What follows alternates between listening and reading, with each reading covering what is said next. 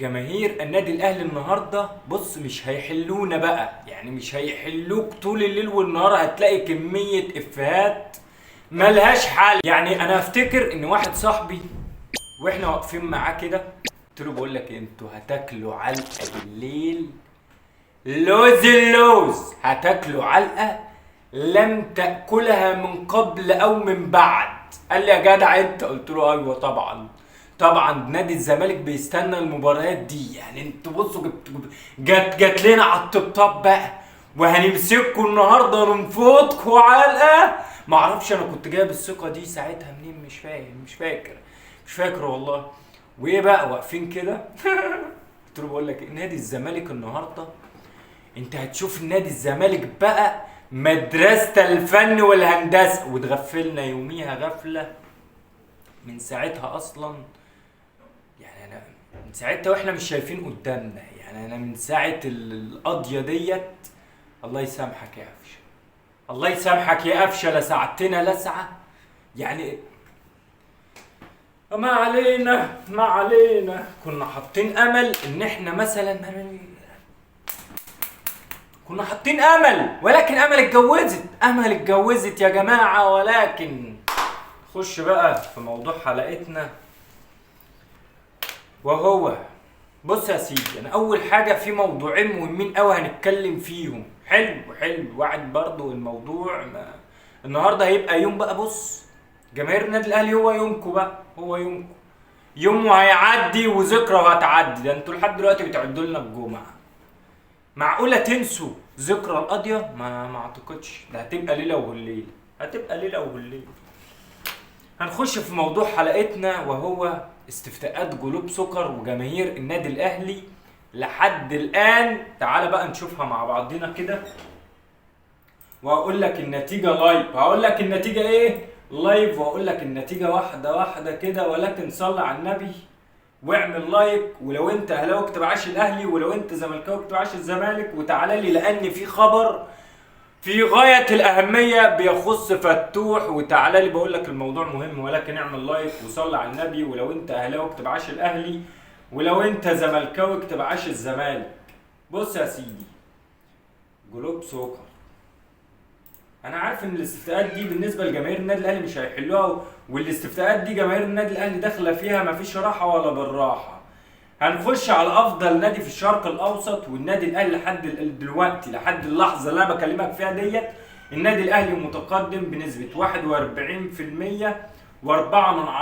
اقرب منافسيه هو نادي النصر بنسبه 33%. فكده كده هم راكبين الزحلقه في الموضوع ده.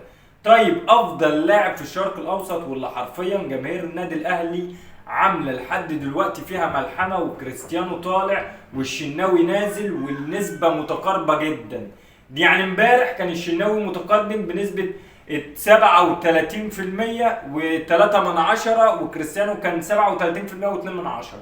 دلوقتي محمد الشناوي 32 و4، وكريستيانو رونالدو 35 و4. ولكن جماهير النادي الاهلي انا عارف ان هم مش هيحلوا الاستفتاء ده. وبالمناسبه محمد الشناوي مش داخل في التصويت ده على افضل حارس مرمى في الشرق الاوسط، ده داخل على افضل لاعب في الشرق الاوسط. انت متخيل؟ افضل لاعب، مش افضل حارس تكون مبلوعه شويه وكريستيانو وكريم بنزيما والدوسري موجودين فيها. ولكن ماشي جماهير النادي الاهلي بتعمل، بص بتعمل اي حاجه ممكن. يعني ده غيروا اسم استاد يا راجل ده غيروا اسم استاد مركب محمد الخامس، غيروها لاستاد محمد عبد المنعم. يعني استاد مغيرين اسمه. نخش بقى على افضل مدير فني في العالم. جماهير النادي الاهلي تسيب لك الاستفتاء ده؟ لا، بقابلني بقى يسيبوا لك ايه؟ مارسيل كولر متقدم بنسبه 38% و5، واقرب منافسيه هو انشيلوتي بنسبه 24% و5. وسيبوه ياكل عيش. يعني سيبوه ياكل عيش هو جوارديولا 20%. جمهور غريب. نخش على افضل نادي في العالم، وده اللي جماهير النادي الاهلي حرفيا عاملين فيه ملحمه. حرفيا جماهير النادي الاهلي عامله فيه ملحمه. وبنسبه بقى، بص يا سيدي، النادي الاهلي متقدم بنسبه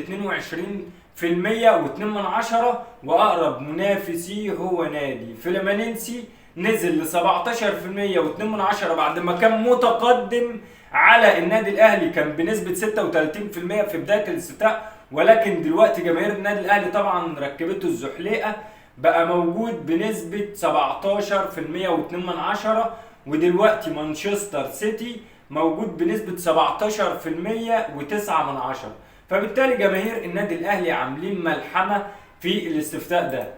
هنيجي بقى نخش على اهم موضوع معانا، ولكن قلت اعرفكم حته الاستفتاءات رايحه فين وجايه منين، ونخش على موضوع فتوح وتصريح كارثي من كابتن طارق يحيى. تصريح يعني من اهم التصريحات اللي صرح بها كابتن طارق يحيى من وجهه نظري الشخصيه. كابتن طارق يحيى طلع قال لك ايه بقى يا سيدي؟ عندي معلومات مؤكده ان فتوح في الاهلي، عندي معلومات مؤكده ان فتوح في الاهلي، سواء بقى ترانزيت عن طريق نادي الاتفاق او دايركت، فواجب على مجلس اداره النادي الاهلي، واتمنى ان النادي الاهلي يتقدم بعرض رسمي للزمالك، والعلاقه الان تسمح بذلك. يعني كابتن طارق يحيى قال لك بقول لك ايه، انا عارف ان في خلاص تقدم في تفاوض فتوح، وان فتوح اهلاوي بنسبه 99%، وكابتن طارق يحيى لما يطلع يقول لك تصريح زي ده فلازم تاخده كده بجديه، ولازم تكون متاكد منه. ليه بقى؟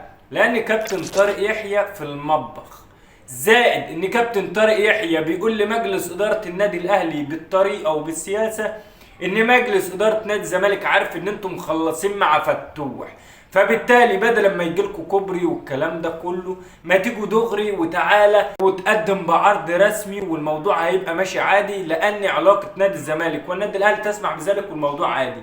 عايزين اللعيب انا وقفته ومفيش اي مشكله بالنسبه لي انه يخرج، وكده كده احنا عرضناه للبيع، فلو عايزه تعالى بعرض رسمي. ولكن في نقطه مهمه جدا، لحد الان نادي الزمالك ما قالكش قيمه فتوح هتبقى قد ايه.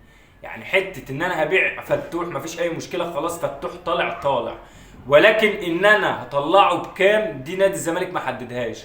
جاله عرض من نادي الاتفاق بمبلغ كويس جدا رفضه. طب انت رفضته ليه؟